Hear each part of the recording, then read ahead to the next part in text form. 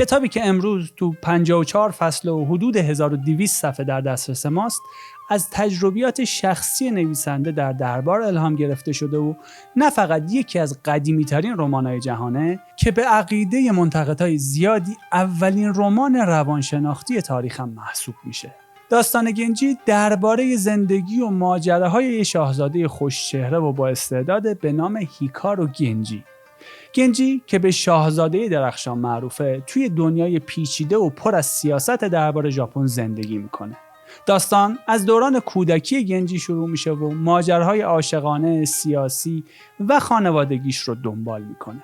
یکی از موندگارترین صحنه‌های کتاب وقتیه که گنجی برای اولین بار موراساکی جوون رو میبینه. یه دختر کوچیک که شباهت عجیبی به عشق از دست رفته گنجی داره. این صحنه با چنان ظرافتی توصیف شده که انگار مایه خواننده به یه نقاشی ظریف ژاپنی خیره شدیم و داریم داستانش رو آروم آروم خودمون کشف میکنیم.